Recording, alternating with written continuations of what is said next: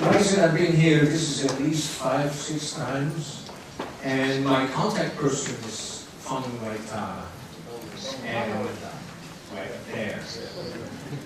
And every time he asks me to talk about something different, and by now I know I can do that.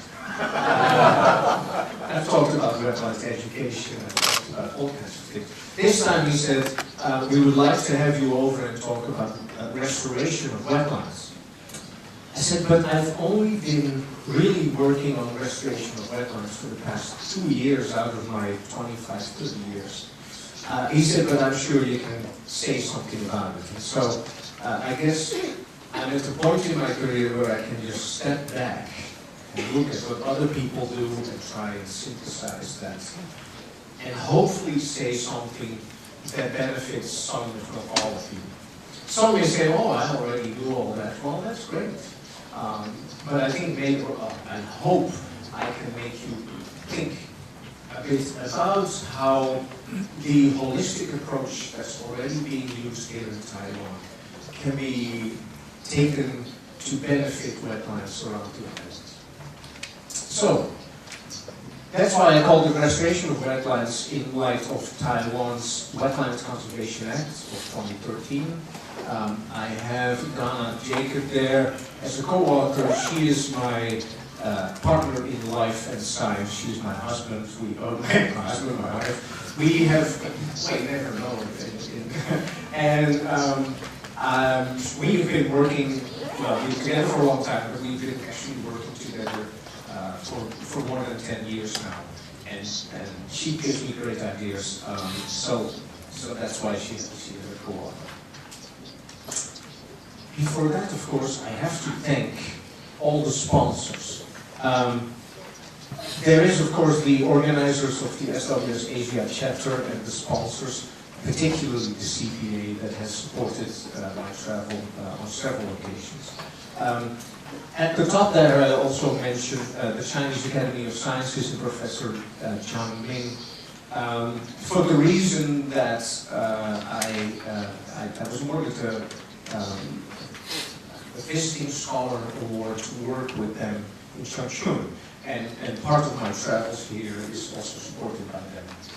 And then, of course, the organizers of the Integral Wetlands meeting and people that I've worked with over the years are all part of this. And I've listed it that way because I'm giving 4 presentations, actually 5, in these 2 weeks, and so instead of copying and pasting and making mistakes, I used one template for that. Okay, introduction. I've been working on it. Jim didn't talk so long, so I can talk a little bit longer. I talk about degradation and loss of wetlands a little bit. Wetlands restoration, that's what I'm talking about. Then I want to say something about novel ecosystems. That term is being used, and I can tell you already, I don't like it. But I'm going to mention it anyway. Restored wetlands functions, structure and functions and services. Jim already showed us how to measure things. It ties in with that a little bit. Then I want to talk a little bit about shifting baselines, which is a concept that is very important as well, particularly in a society like Taiwan. I grew up in the Netherlands. It has similar problems with shifting baselines. And then I want to talk about all this in terms of implications for the Taiwan's Wetlands Conservation Act, and then some conclusions. All right. The Wetland Conservation Act was mentioned, very important. I am very fortunate that I came here when this was being put in place. Because the spin-off from that, the mindset, the development that's happening in terms of protection of wetlands and understanding of wetlands is growing and has an energy that we don't have anymore, for instance, in the United States or Europe. It is comparable to the energy that was present in the United States in the 70s, 80s, and 90s as a consequence of the Clean Water Act in the United States. So, it says there, this is the important part, and I'm quoting, by the way, I don't read Chinese, and I have this from a paper that translated it, but I have to assume that this is correct. And it says, in coordination with wetland restoration, flood prevention, flood retention, water quality purification, water resource conservation and utilization, landscape and recreation, an overall planning shall be promoted for the wetland system. If necessary, constructed wetlands may be created in proper areas of suitable means. I hope I'm quoting that correctly. There are people here who probably have written that. The important part is that restoration is in there, creation of new wetlands is in there. Let's first talk a little bit about degradation and losses of wetlands. This is possibly the most quoted image. Oh, I'm too quick here. The most quoted image from. Oh, what did happen there? Don't go there yet. Different screens. Anyway, this is from actually the second edition of Leaching Castle book on wetlands, but it's quoted again from other papers. The point is that it shows for different states in the United States how much wetlands were lost since the 1780s, between the 1780s and the 1980s. It's quoted over and over again. They get these numbers. That is actually, oh, I have to do that with my right hand, otherwise my left hand is getting tired from this is North Dakota. This is where I live roughly. I can't quite hold that still. But this is Minnesota, that's North Dakota. I work in North Dakota, and that's where I make my money, and then I pay my tax in Minnesota. That's not important. But it's quoted as saying, you know, North Dakota lost since the 1780s almost 50% of its wetlands. That is Minnesota, and then there are places like well, California, 91%. Or you go to New Jersey here somewhere, nobody can find it typically. It's a bit like Massachusetts and those states. And Virginia, West Virginia, yeah. Anyway, they all have lost a lot of wetlands. But is this actually an accurate measure of what has been happening? Well, there are other recent quotes that put it much higher. That say we are actually not measuring how much. Nick Davidson, in a talk in Corpus Christi for the SWS meeting, quoted 90% wetland loss in most places. In the Netherlands, although it's wet, almost, well, no, not almost, every, I can honestly say every wetland that is there has been impacted, changed, or is artificial. There are no natural wetlands left in the Netherlands, even if we think they are. I know my mother grew up in an area where they cut peat from wetlands in an area called Drenthe. And there's a little museum you can go to, and there's a bit of peat on the left that's from here to that wall. And that's left with what is natural. Taiwan is slightly different. In the areas that you are here, I'm guessing more than 90% of the wetlands are lost or have been altered. Taipei is built on the wetlands. But if you go high up in the mountains, it's a different story there because people couldn't get there so easy. But wetland loss is a huge issue, and why does that happen? Here's a picture that I took on the plane to Changchun. This is actually near Dalian. I flew from Shanghai to Changchun in May, and I took this picture. And what you see there is the original coastline, which is there. And then you see all this out there. This is for fish ponds, aquaculture, stuff like that. So here we have coastal wetlands in as far as they existed being destroyed at a very high rate. And what do we get back?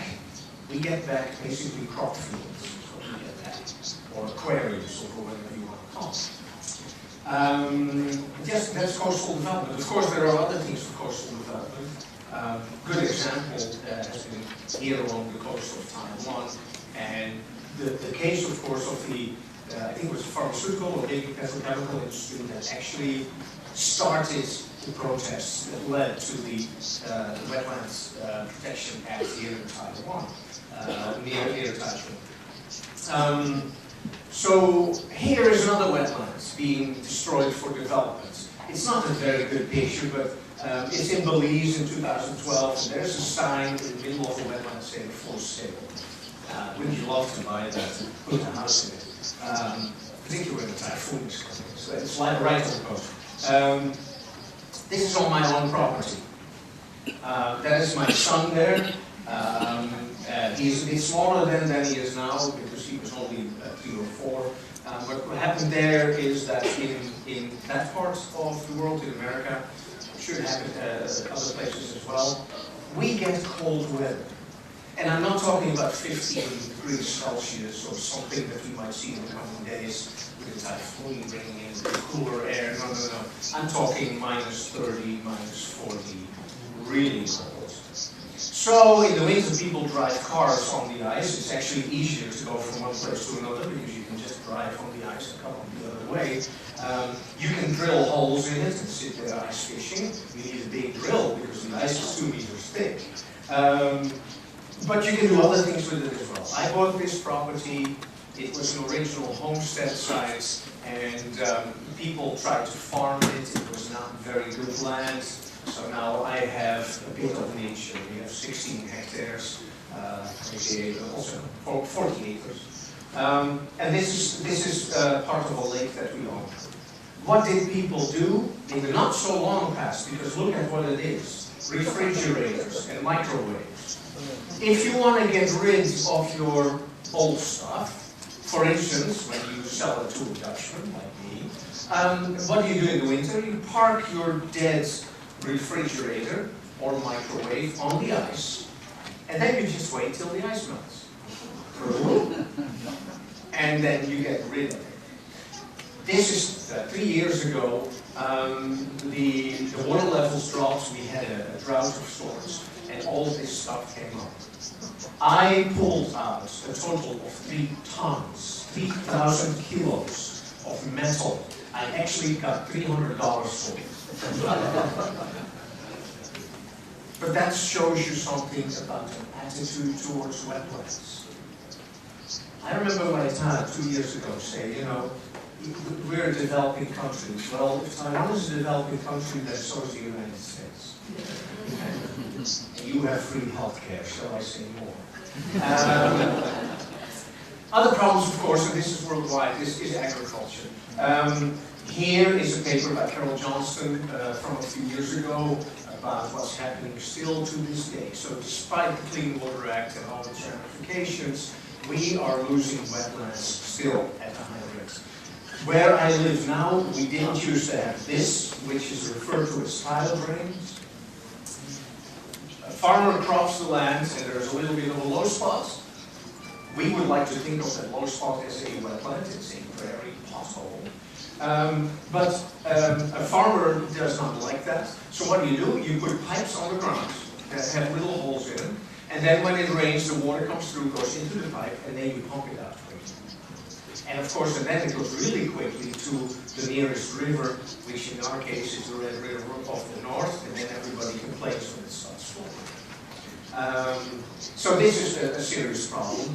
And in the particular case of the United States with corporate and private ownership, it is really hard to get people not to do that because you can make a little bit more money off the land. Here's another example. Somebody from Taiwan, and this ties into the shifting baseline issue, might say, oh, that looks really nice. You have cattle grazing in those, it's natural, it's nice, right?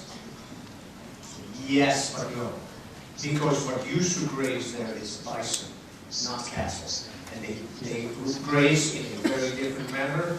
They change the environment, and therefore that is not, it's maybe more desirable in some way than this.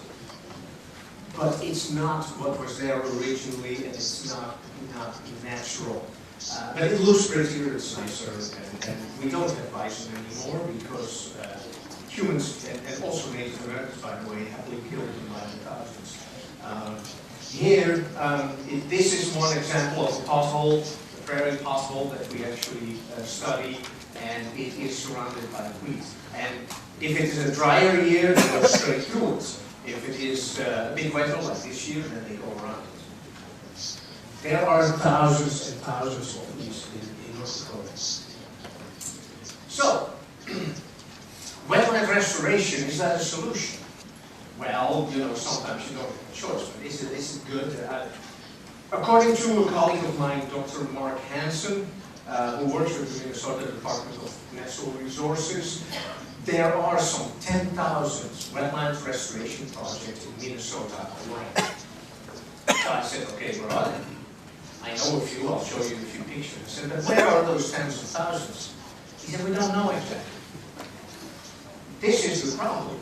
They're restored by private consultants and contractors. They might work with state or federal government. You get a contractor who has a bulldozer who digs a hole, and then there's water in it, and then things start growing, and then we've restored the wetland. There is no central database where these are reported. And so to go see if somebody did a decent job at the restoration, we don't know. Most, therefore, go unreported. And if you look for scientific papers on restored wetlands, you will not even find 40 for Minnesota. You might find 30, but certainly not the 10,000 that are there. Many of them are just built, it looks good, restoration. And they're all different, of course. All cases are different. So let's look at a few pictures. This is actually from a place called Can-Do. Americans, when they settled, well, Europeans, when they settled in America, they came up with wonderful names. And one of those places is in North Dakota called Can-Do. And it really is what we can do this. Yeah, nobody would want to live there, by the way, but that's why they do it, I guess. The restoration, what they do there is impressive. So you see pictures here, that this is what it looks like, it's full of grass. What happens a lot in that part of the United States is that land was put into something called CRP, conservation, restoration, something like that. Anyway, it is a program where farmers get money not to work the lands. But then they were told to put grasses on that were not native, that produce a lot of biomass, that really don't support much wildlife.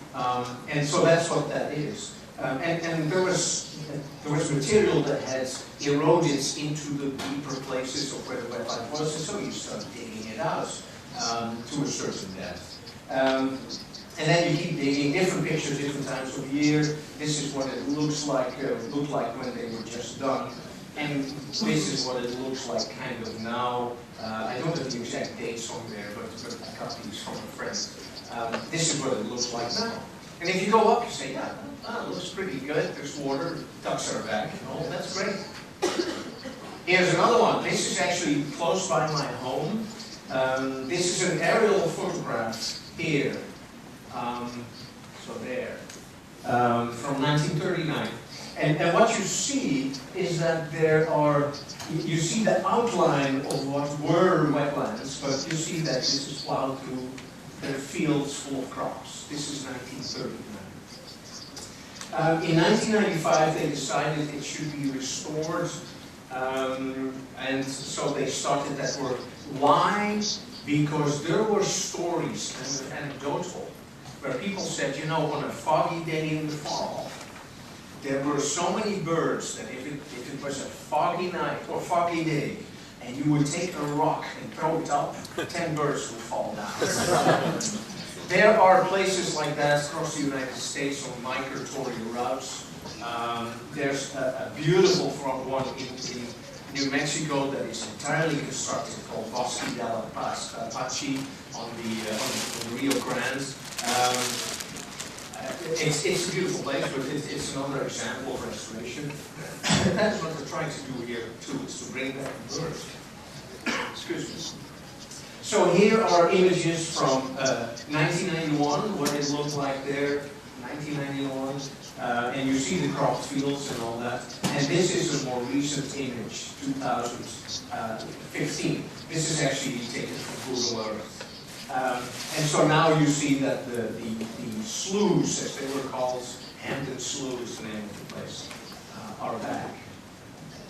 And yes, the birds are back too. Good. Here's another one.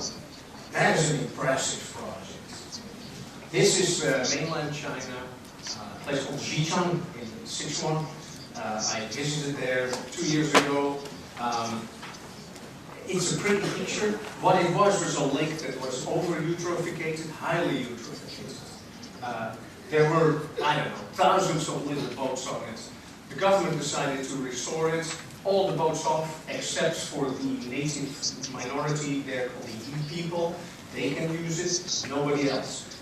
They told fishermen they can sell water chestnuts and lotus to tourists, but they spent, numbers I've heard is like 3 billion yuan, and they did this in 2-3 years. Yuan is 6 yuan to the dollar. It's just amazing. This, look familiar? In there, Taipei. This is on the river. Very impressive project, really beautiful. And of course there are issues with non-native things which then have to be fished out. But it looks really nice. This one, I have restored their inverted commas.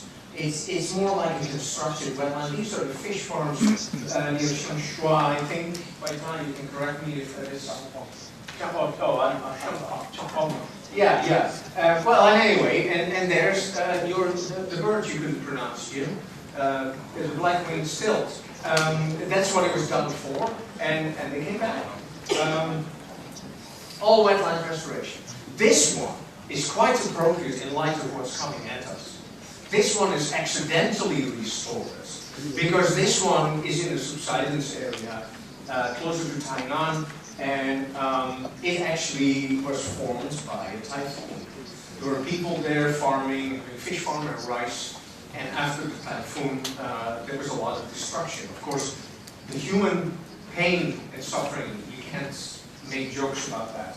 But the wetlands that is there now is a protected wetlands, and we owe it to a typhoon. I don't want to predict what this one is going to be. And then there is the Taijiang National Park, where they have tried to plant mangrove as a restoration project. I've seen this several times. The last time I was there was last year, I think, and it didn't look very successful in my mind. But it's okay. I've shown you destruction of wetlands, I've shown you restoration. Now let's talk a little bit about this idea of novel ecosystems. There's a definition. There's several human-built, modified, or engineered niches of the Anthropocene. That's according to Wikipedia. There are several other ones. Planted forests are there. Agricultural fields are part of that. Railroads, urban landscapes. I don't like that term at all, because there's nothing novel about it. Nature has invented everything we do there. Insects have been creating novel ecosystems much longer than we have, and all kinds of other organisms. It's a good make-up term for landscape architects and engineers to, we were talking about terms yesterday also in another meeting. It's a good term to give something a name, and the problem is that then people say, oh, we have these novel ecosystems. And you know what? We can actually build something that is as good as a natural ecosystem. And that's where it goes wrong. You can call them what you want, but it's basically farming, and it's industry and urbanization. That's what it is. It is us humans doing a good job of changing the world around us. And when we are extinct, and I'm not saying if, because we will go extinct, then nature will go back to its original. There will not be a trace left of these novel ecosystems. So other examples. There's my son again. I love him to death.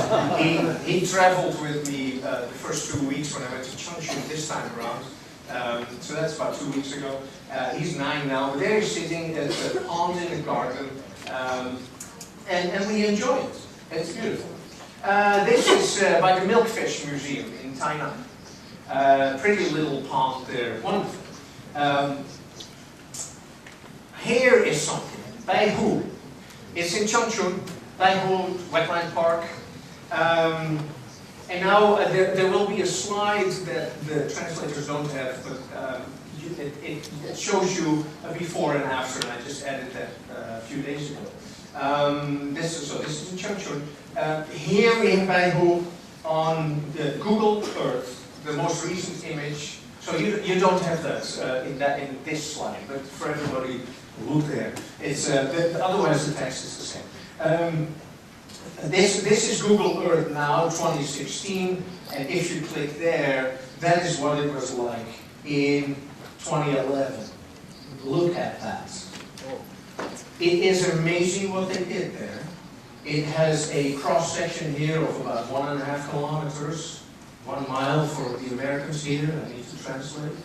And they move people, you see their whole villages here. There's a whole village gone. This here, gone. And they dug out, this is along a river that comes in from the west, and they basically reconstructed floodplains. But now the problem is, if I go back for a second to this image, when you walk around, the edges are mowed, it has to be pretty. They plant in things that would never grow there, because it has to be pretty. Where there is too much movement of water, you put in barriers to prevent erosion. And so my colleagues at the Academy of Sciences there agree that these are not really wetlands, but there's water. This they also call a wetland. This is in downtown Chongqing. This is Nanhu. Nan South Bay North for you who don't speak so much. I don't speak a lot of Chinese, but I learned that. Nanhu. It's a park. And so, now this is the problem. These novel ecosystems. Is that, you know, when you experience a wetland in this way, it's valuable. Spend time with your son, look at the fish. But is that really the same as this one, which is a real wetland? That's, you see, this is in January. His coat is open, so it must be about -20. It's not, you know, he's warm there. Or catching, this is his first fish. Experiencing a wetland that way is very different from this. Here, somebody who wants to see that wetland down there cannot go sit there and start fishing, because then somebody will complain about the koi disappearing into a frying pan or something. And this wetland in a park, a wetland surrounded by trees, is that the same as this one? This is in northern Minnesota, close to where I live. Is that the same? No, it's not. So, I think we agreed it's not. So do restored wetlands have the same structure and function, and do they provide the same ecosystems as restored wetlands? That should say as natural wetlands. If my translators would also translate that. Natural, not restored. There's a seminal paper, in my view. Actually, I have to thank Nick Davidson, because he used this in his presentation, and then that helps with the idea for this. This is an amazing paper, in a sense. Marinus and co-workers, structural and functional loss in restored wetlands. It's in +1, so it's online. They studied 621 wetlands. So they actually studied studies. They did a meta-analysis. 621 studies, 401 restored to 20 newly constructed, and they analyzed basically biological structure, driven mostly by plant communities, and biogeochemical functioning, mostly storage of carbon in wetland soils. And this is something that they found. What you see here is a line of what they call reference wetlands. the ones they compare with, the ones that are supposed to be natural, least impacted. That is that line. And here are measures of different things. And it doesn't matter so much what those measures are. They're to do with ecosystem surfaces and functioning. How much mineralization is happening, how much water is being cleaned, stuff like that. And they basically say this here. Our result from the meta-analysis, and I'm quoting straight from the paper here, of 621 wetland sites from throughout the world, show that even a century after restoration efforts, biological structure driven mostly by plant assemblages and biogeochemical functioning driven primarily by the storage of carbon in wetland soils remained on average 26 to 23% lower, respectively, than in reference sites. Some of these studies were 100 years old. Now, they're maybe not quite comparing like the 100-year-old ones are on the east coast of England. They're different from other sites maybe, but the point is that very few, if any, of these came to the 100%. If you ask yourself, what do we restore to? You know, if you want to restore to what was natural, then you won't get there. You cannot build a wetland and expect it to even come close to natural based on these measurements. That is why this paper is seminal. It's astounding what they found. So, we have a saying in England, in English I should say, if it looks like a duck, if it quacks like a duck, it probably is a duck, right? I underline the probably because there is a chance that it's not a duck. It could be just me, you know, with the cap on going quack, quack, quack. It could be that. So if it looks like a wetland, smells like a wetland, is it a wetland? Is this garden ponds more like a wetland or an aquarium? It's beautiful. Beautiful aquarium, you know. So here's the other problem. Well, first of all, this before I go to another problem. Here's a paper, and you can look this up on the internet, where people talk more about these novel ecosystems. And the warning, and you can tell from where I'm going with this, is that you know, you can call them novel ecosystems. And people who don't know much about it can say, oh, we can actually create something, and it's as valuable as our natural world.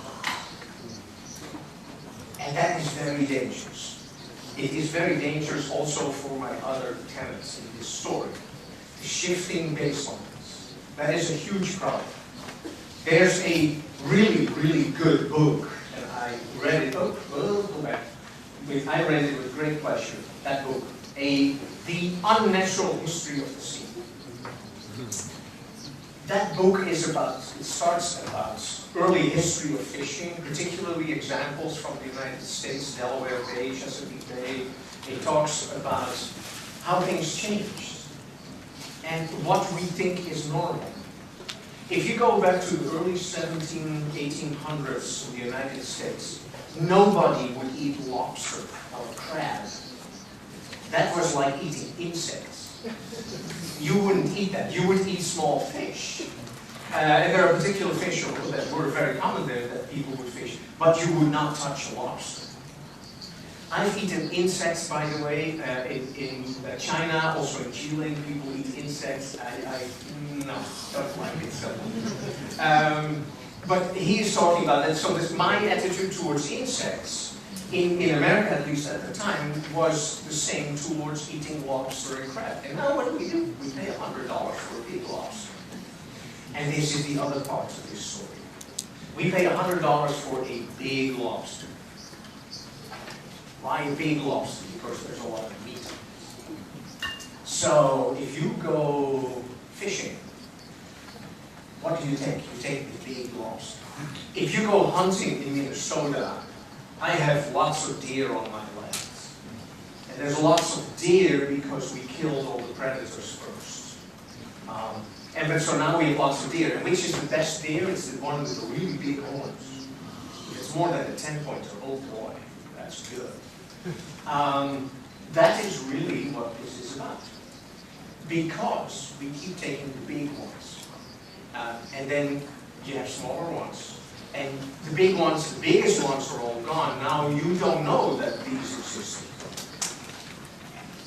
So it's a story of this. This is actually a picture from another publication. This is one of the last National Geographics, and it's a bit about that story. That is the reverse story. That is really good. It's about how they're protecting parts of the oceans, and there is now a coming back of these big fish. But so what happens, and this is also true of anything around us, we take something away, and now we think that something that is inferior, that is not as good as that, but that we don't know about.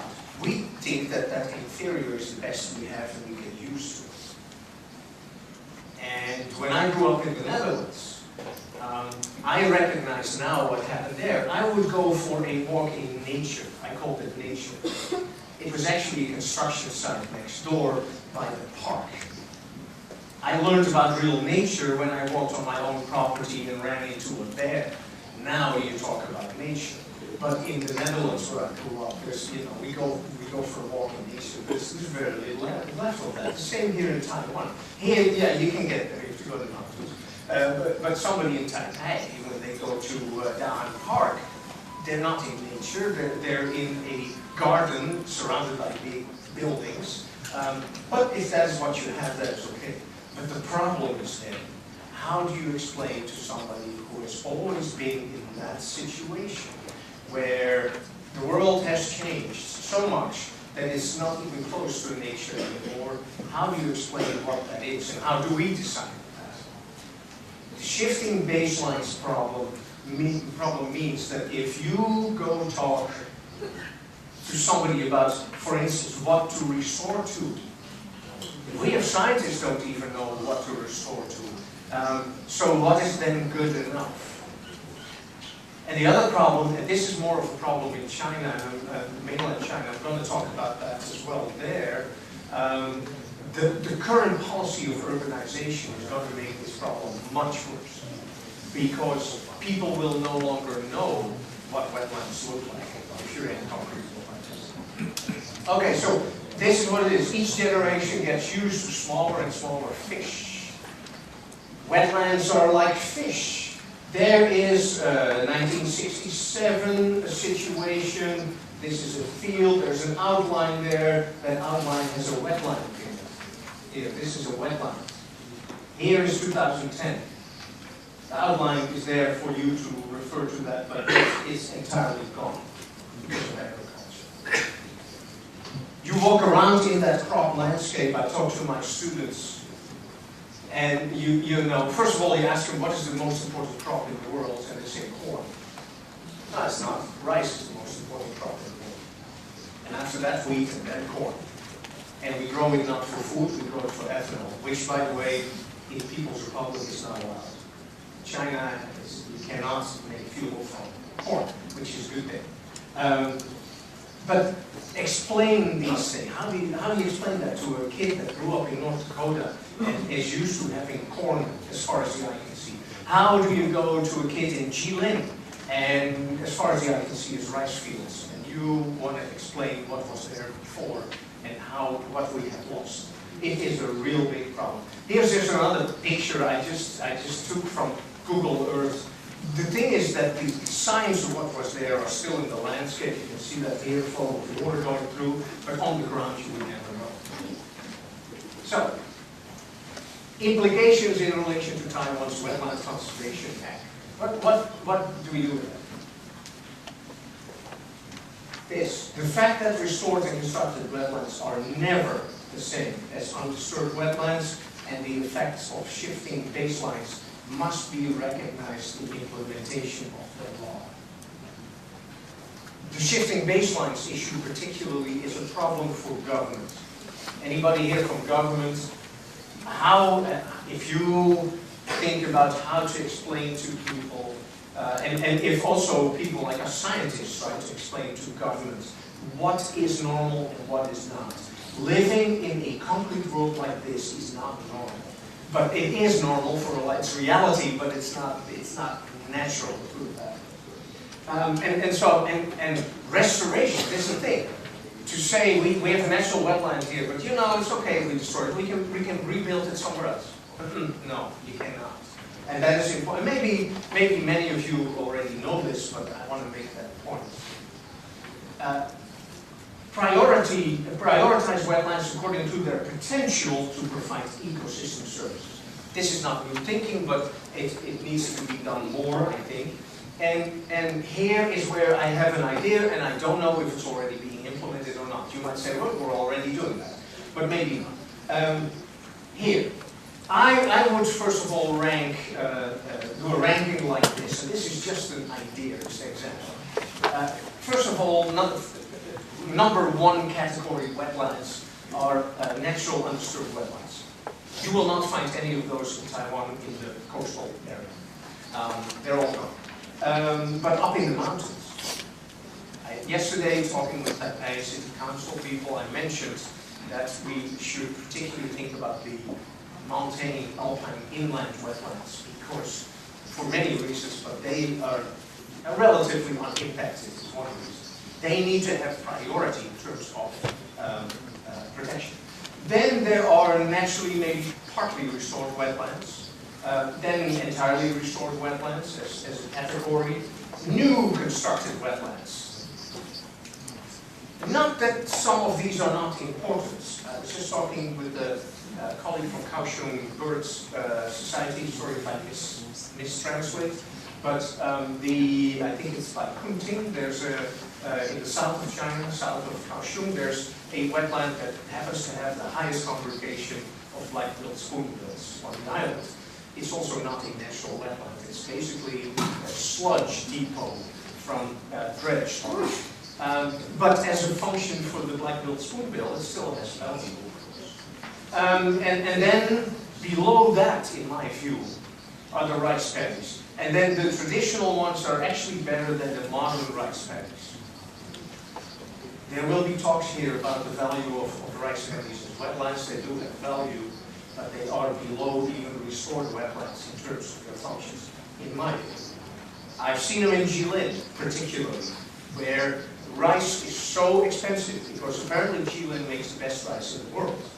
The emperors were fed rice from Jilin, and they still, people there, American friends, they make much more money, the farmers in Jilin, than any American large-scale farmer does. The land there costs more than the most expensive farmlands in the United States. I've heard prices of $6,000 to $10,000 per acre or something like that, just to grow rice.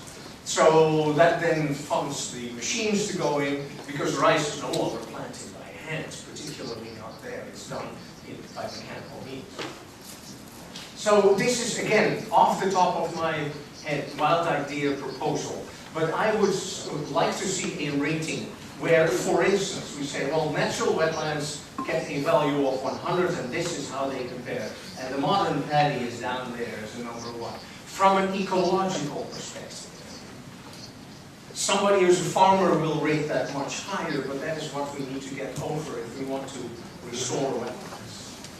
And then you can do something like this. Surface area needed to replace a natural undisturbed wetlands. We should never replace, or you cannot replace a natural wetland with a natural wetland. That doesn't work. No. But they're there. Maybe, natural partly, maybe 1.25. And I just made up these numbers. You can give them other numbers. Entirely restored, maybe 2. Newly constructed, maybe 5. So meaning, for 1 hectare, you need to replace it with 5 hectares to get something back. Traditional rice paddy, not applicable because no new paddies are traditional. You cannot replace.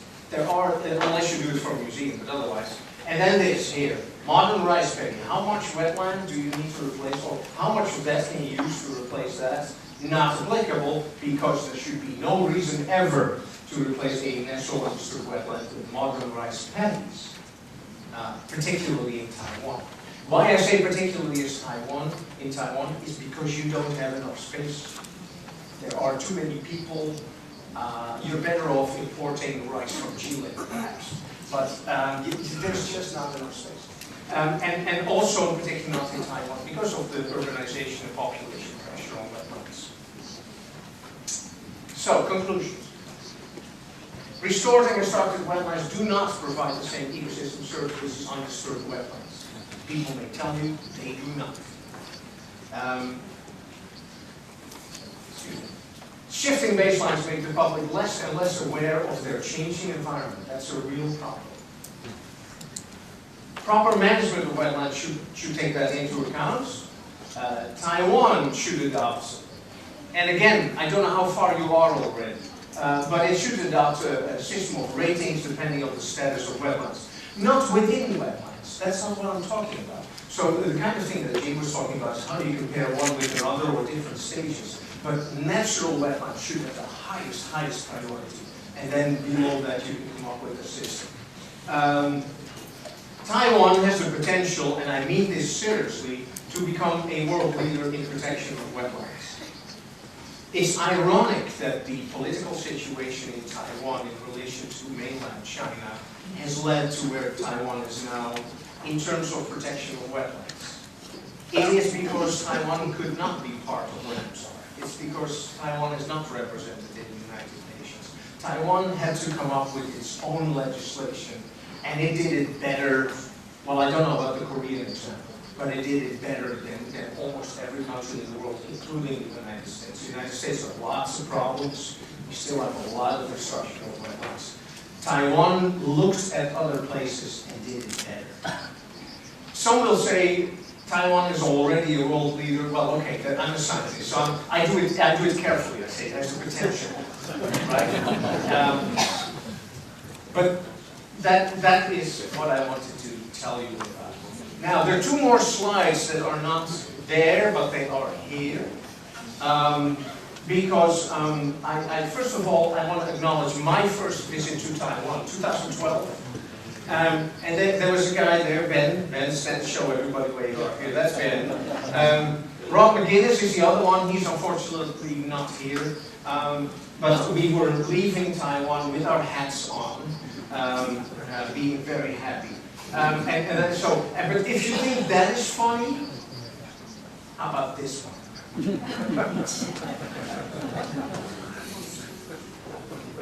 You gave me a hat today, but by Tom, and you look really interesting there. Can you see it? You can't see it. Okay. And this was a few years ago, and there's the hat again, another version of the hat. And that is by a temple somewhere. I don't know what he's doing. But by Tom, I really seriously want to thank you for being my friend.